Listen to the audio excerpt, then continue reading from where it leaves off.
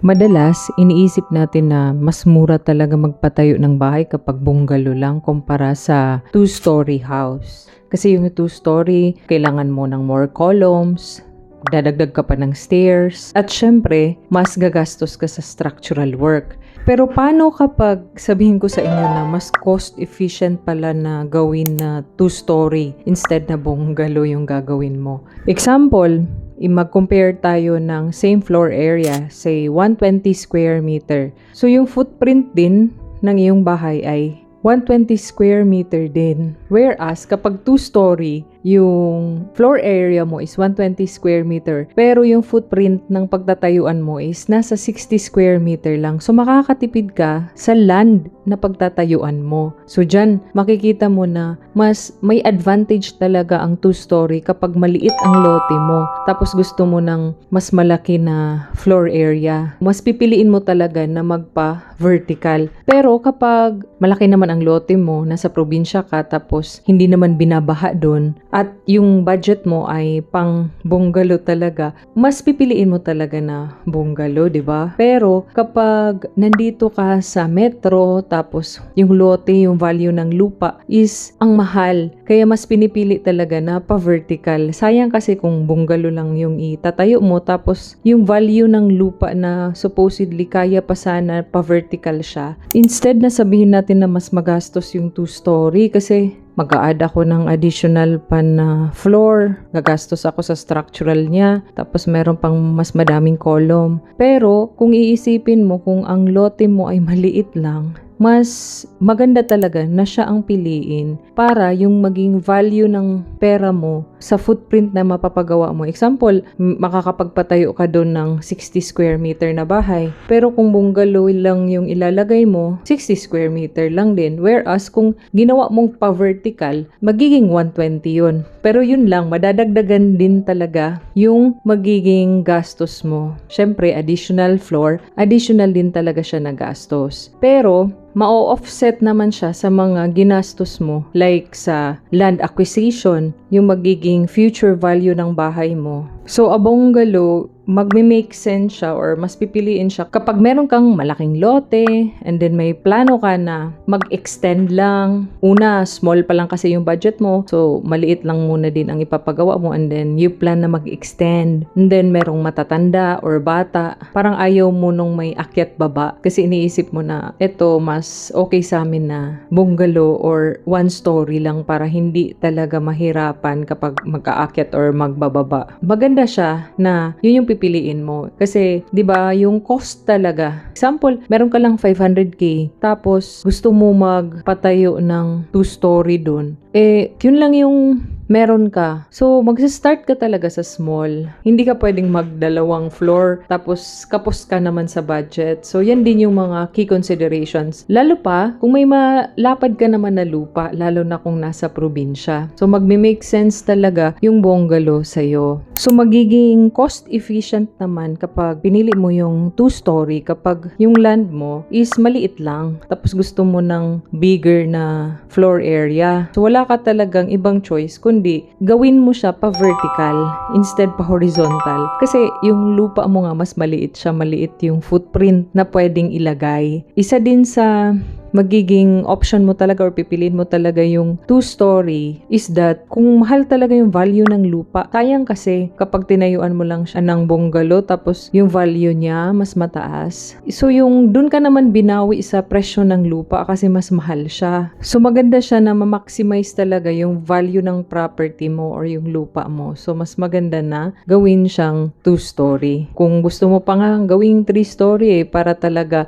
hindi naman sayang yung pagkabili mo ng lupa na mahal talaga yung value niya. Isa pa sa advantage kapag two-story, kapag may mga baha, may mga bagyo, kahit papano, may room ka sa taas na kung saan pwede mong iakyat yung mga furniture mo, yung mga gamit mo na kailangan hindi mabasa sa bagyo or sa baha. Kasi, di ba, kadalasan yung iba, yung mga bungalow or isang floor lang, yun yung pinapasukan ng baha. Kung may second floor ka, pwede mo siyang iakyat yung mga gamit, pwede pang ma-save kaysa sa wala talaga. So, yun yung advantage niya. Sa lindol naman, or sa earthquake, medyo advantageous talaga yung bungalow kasi pwede ka lang lumabas, tas medyo lighter lang yung structure, given na maayos din pagkagawa ha. So, mas mabilis kang makakalabas. Kung sa 2 floors or 3 story, mas matagal kang makakababa at makakalabas. Pero, hindi ibig sabihin ha na hindi na safe yung 2-story versus sa bungalow pagdating sa lindol. Nakadepende pa rin yan sa design, tsaka kung paano ito ginawa, kung ano yung type of materials na ginamit, ano yung pinakalakas ng structure. Hindi ibig sabihin na kapag bungalow or 2-story, hindi na siya safe sa lindol. Kasi marami namang mga building na kapag hindi talaga maayos na pagkagawa or hindi talaga structurally safe, pwede siya talagang maapektuhan ng mga kalamidad. Doon na part, may advantage ng konti ang bungalow given na maayos din talaga pagkagawa sa kanya. Hindi din ibig sabihin na kapag pinili mo yung 2-story, is cost efficient ka na kapag nakadepende siya sa design complexity. Kung maglalagay ka ng mga heavy cantilever, maglalagay ka ng mga glass panels na malalaki, or gagawin mong high ceiling, meron kang mga heavy finishes, at kung meron kang mga complex na roof shapes, pwede siyang magmahal. Pero kung ang ginawa mo simpler, hindi naman ganun ka-complex, walang design complexity, mas okay siya. Ang 2-story house, pwede siyang mag-outperform talaga sa bungalow. Pero kapag pinatay mo itong complicated, maraming design, magiging mas mahal siya compare sa gagawa ka ng bungalow house. Kasi ang nangyari, instead na simple lang yung magiging design sana, wala masyadong complication or walang design complexity, pero gusto mo talaga na yung aesthetic niya, yung architectural niya is taasan mo talaga yung presyo doon. Yung pagkukumpara natin sa bungalow at saka 2-story, instead na makatipid ka sana sa 2-story kasi yun nga, mas maliit na footprint, tapos sa roofing din, kung 120 square meter for example, 60 square meter lang na footprint, no? So yung lalagyan mo ng roofing, mas maliit na area compare sa bungalow na 120 square meter. Pero yun nga, nakadepende din sa design sa gagawin mo na bahay. Kapag mag-a-add ka ng additional floor, mag-a-add ka din talaga ng cost. Pero, mababawi mo naman yun sa ibang part, like sa land, yung value ng land, yung dapat na ilagay mo 60 square meter lang, kaya mo palang gawin na pa-vertical pa, i-times 2 mo, or even i-times 3 mo pa. Doon na part, doon ka makakatipid. Kasi akala mo na pag dinagdagan, oo nga, madadagdagan nga ang overall cost, pero yung efficiency niya. So, yung bungalow is pwede siyang maging cheaper. Ang 2-story din is pwede din siyang maging cheaper. Pero nakadepende siya sa lot size na meron ka, sa required na floor area, kung malaki ba yung family mo or maliit, or meron ka bang matatanda na magulang na kasama mo, or mga bata, yung mga consideration ba na parang mas safe kung 1-story lang, or yung area nyo ba is flood prone, or bahain talaga doon, kailangan talaga may 2nd or 3rd floor. Depende din sa structural design at sa architectural complexity. Kasi para sa akin kasi, una na yung safety talaga at panghuli na talaga yung aesthetics. Safety, comfort, and then saka na yung aesthetic. So, ganun na sequence. So, kung ikaw nagdadalawang isip ka pa rin kung bungalow ba or 2-story or 3-story ba ang ipapagawa mo, dapat i-consider mo din talaga yung location. Syempre, kung okay ba yung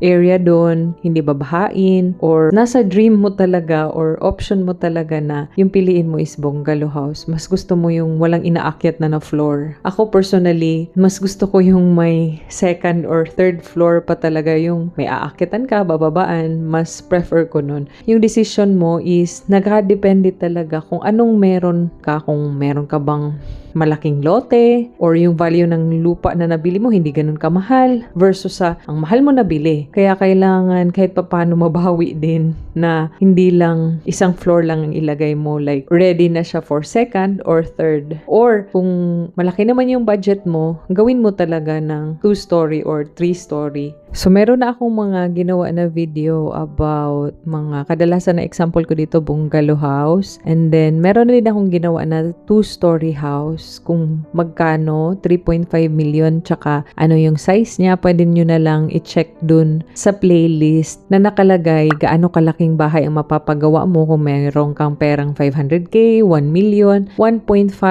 2 million, at tsaka 3.5 million. Sa susunod na video, isusunod ko na kung meron kang budget na 3 million, ano yung magiging size or footprint or magiging concept if ever 2-story siya, at saka ano yung magiging mukha niya kung may budget ka na 3 million. Siguro sa susunod na video. Subscribe na lang para masundan nyo yung mga upcoming pa na mga uploads. And thank you nga pala sa lahat ng members at sa mga sumusuporta sa akin from day 1 hanggang ngayon. Yun lang muna for today and see you again sa aking susunod na video. Bye!